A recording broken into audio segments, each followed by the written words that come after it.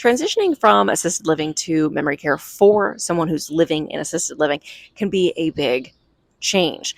They're used to a routine, they're used to being around certain people, and suddenly they are moving into memory care. Now, that doesn't mean they shouldn't make that transition. And I think that's a big reason that families really will wait to transition someone to memory care. They think, well, mom's really happy in assisted living.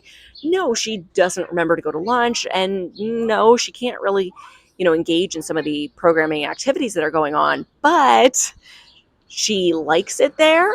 And that is great. But we still want to make sure that person is getting the care they need. And if they're in assisted living and it's no longer a good fit, we really still do need to think about memory care.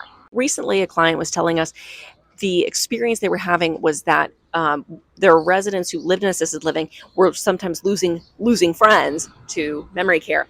Of course, they're not really losing a friend. That person might just be moving down the hall, moving to a different hall, moving to a different floor. They can go and visit that individual. The problem, of course, is that I believe the people in assisted living didn't feel comfortable going to visit. And really, that comes down to education.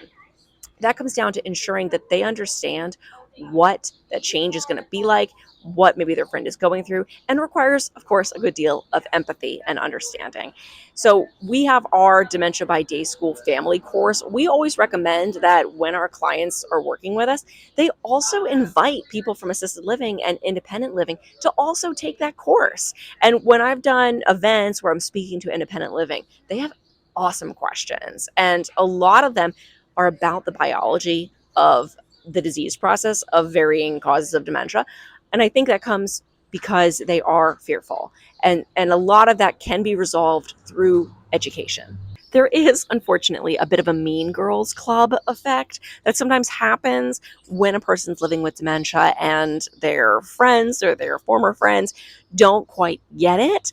And instead of reacting with empathy, they react out of fear. And that fear comes out in aggression, anger, or being mean to that person, not letting them sit with them, what have you. And again, that really comes down to education.